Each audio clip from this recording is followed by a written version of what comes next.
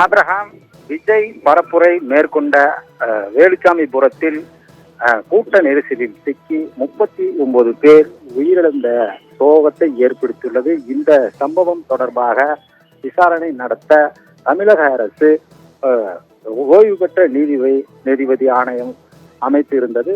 இந்த நிலையில் இந்த ஓய்வு பெற்ற நீதிபதி வேலுச்சாமிபுரத்திற்கு வந்து சம்பவ இடத்தில் காவல்துறையினரிடம் என்ன நடந்தது என்று கேட்டறிந்தார்.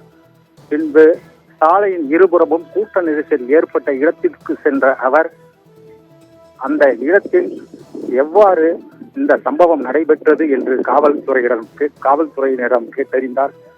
மேலும் வலதுபுறத்தில் உள்ள சாலை பகுதியில் கூட்டம் அதிகமாக இருந்து அங்கு நடந்த இடத்தை பார்வையிட்ட பிறகு இடதுபுறத்தில் உள்ள பகுதியிலும் சென்று அங்கு சாக்கடை கால்வாயை ஆய்வு செய்தார். அங்கு சாக்கடை கால்வாயில் பல பேர் விழுந்திருக்கலாம் என்று கூறப்படுகிறது. இந்த விசாரணை மேற்கொண்ட ஓய்வு பெற்ற நீதிபதி இந்த சம்பவ தொடர்பாக விசாரணை மேற்கொண்டு அறிக்கை வெளியிடப்படும் என்று இந்த பகுதியில் விசாரணை மேற்கொண்டு வந்தார் ஆபிரகாம்.